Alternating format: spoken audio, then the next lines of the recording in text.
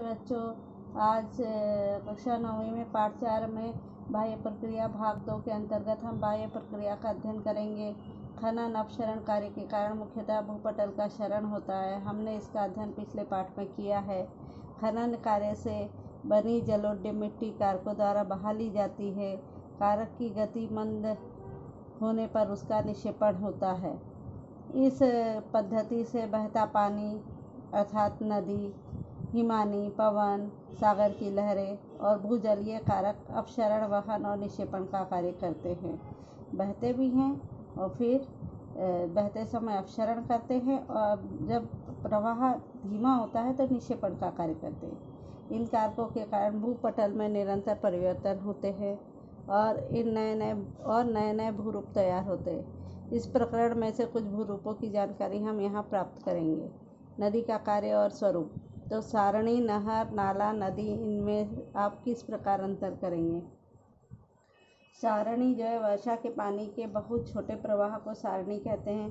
कई सारणियों से नाला बनता है और कई सारणियों के मिलने से नहर तैयार होती है और कई नहरों के मिलने से नाला बनता है। अनेक नालों के मिलने से एक बड़ा जल प्रवाह अर्थात नदी तैयार होती है। अब नदी किसे कहते हैं, तो प्राकृतिक रूप से संचित हुए पानी का बहाव गुरुत्वीय बल के प्रभाव से भूपृष्ठ पर ढलान की दिशा में बहता है और स्वयं मार्ग बनाता है। पानी के बहाव का अर्थ है जल प्रवाह। अनेक जल प्रवाहों के मिलने से एक बड़ा जल प्रवाह अर्थात नदी तैयार होती है। इस प्रकार हमने देखा कि प्राकृतिक रूप से जमा हुआ पानी गुरुत्वीय बल के कारण नीचे की ओर बहता है, ढलान की ओर। अब इसके पश्चात इसका ही भौगोलिक स्पष्टीकरण दिया हुआ है कि प्राकृतिक रूप से संचित हुआ पानी का बहाव गुरुत्वीय बल के प्रभाव के कारण भूपृष्ठ पर ढलान की दिशा में बहता है और स्वयं अपना मार्ग बनाता है। इसे जल प्रवाह कहते हैं। ऐसे अनेक जल प्रवाह एकत्रित आने पर नदी की निर्मित होती है। भूप्रदेश की ढलान, चट्टान का प्रकार, नदी से बहने वाली पानी की मात्रा और गति, प्रवाह की लंबाई, नदी की जलोढ़ मिट्टी की मात्रा आदि घटकों पर नदी का खनन, वहन और निक्षेपण कार्य निर्भर होता है। जितनी बड़ी नदी है, अगर वहाँ कठोर चट्टानें हैं तो वहाँ अपक्षरण कम होगा, और अगर कोमल चट्टानें हैं तो वहाँ क्षरण कार्य ज़्यादा होगा, और पानी ज़्यादा है तो ज़्यादा मात्रा में होगा, प्रवाह ज़्यादा लंबा है तो ज़्यादा मात्रा में होगा, और जो वह अपने साथ बहाकर मिट्टी लाती है अगर उसका निक्षेपण ज़्यादा होता है तो निक्षेपण के कारण भूरूप विविध प्रकार के तैयार होंगे। तो ये सब नदी के खनन, वहन और निक्षेपण कार्य के लिए ये सब बातें जवाबदार होती है। नदी का खनन कार्य। नदी का उद्गम समुद्र सतह से अति ऊंचाई पर होता है। वहाँ नदी तेज गति से बहती है, अतः उसकी क्षरण करने की शक्ति अधिक होती है।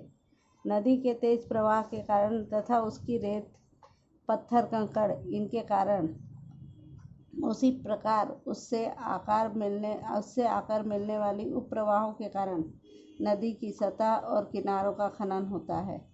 परिणामतः गंभीर खड्ड, वी आकार की घाटी, जलप्रपात आदि भूरूप तैयार होते हैं। अब उसमें जो कुछ नदी बहकर आ रही है उसका प्रवाह कितना तेज है उस पर यह सब निर्भर करता है।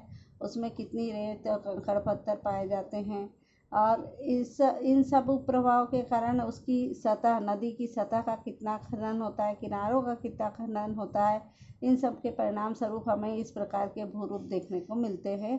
वी आकार की घाटी या गंभीर खड्ड, जलप्रपात। नदी का वहन और निक्षेपण कार्य। नदी पर्वतीय प्रदेश से कम ढलान वाले प्रदेश की ओर बहती है। नदी पर तलहटी ढलान में बदलाव के कारण इस स्थान पर नदी में जलोढ़ मिट्टी का निक्षेपण होता है। त्रिभुजाकार क्षेत्र डेल्टा में होने वाले इस निक्षेपण से पंखाकृति मैदान तैयार होते हैं। ये नदी के मुहाने पर हम देखते हैं। अधिकतर मंद ढलानों के कारण नदी की गति कम होती है और नदी की वहन क्षमता कम होने से वह मंद गति से बहने लगती है। छोटी छोटी रुकावटों से भी मुड़ते हुए नदी का प्रवाह आगे जाता है। समुद्र के पास पहुंचने तक पाट अधिक चौड़ा होता है और उसकी गति धीमी हो जाती है। नदी की जलोढ़ मिट्टी उसके पात्र में और उसके किनारे प्रदेशों में संचित होती है। नदी में स्थित जलोढ़ के संचयन के लिए नदी की लंबाई, जल की मात्रा, नदी के जलोढ़ की मात्रा और भूपटल एवं नदी ढलान आदि घटक आवश्यक होते हैं। इस प्रकार जलोढ़ का संचयन होने से नदी पात्र के आसपास बाढ़ तट, बाढ़ प्रदेश, त्रिभुज, डेल्टा प्रदेश जिसे कहते हैं, ये भूरूप तैयार होते हैं। इसमें आकृति में दिखाया है बाढ़ का मैदान, बाढ़ तट, नदी का पाट कितना है, बाढ़ का मैदान, बाढ़ पाट कितना है। तो ये सब हमको इसमें नदी के द्वारा तैयार हुए भूरूप दिखाए गए हैं। अब इसमें देखिए नदी के कार्य से निर्मित हुए भूज रूपों की छायाचित्र देखिए हैं और वे किस कार्य के कारण बने हैं। तो इसमें देखिए चौखट में लिखना है। तो यहाँ नदी के वहन कार्य के कारण, निक्षेपण कार्य के कारण पंखाकृति मैदान तैयार हुआ है। बाढ़ के मैदान ये नदी के वहन और निक्षेपण कार्य के लिए कारण तैयार हुआ है। अब ये वी आकार की घाटी जो है, यह है जो है नदी का अपसरण व खनन कार्य के कारण तैयार हुई है। और डेल्टा प्रदेश जो तैयार होता है वो नदी के वहन और निक्षेपण कार्य के कारण होता है। तो ये हमने चारों प्रकार के देख लिए हैं भूरूप कैसे तैयार हुए हैं। वहन निक्षेपण, वहन और निक्षेपण एक ही जो खनन और अपसरण के कारण तैयार हुआ भूरूप है। धन्यवाद बच्चों।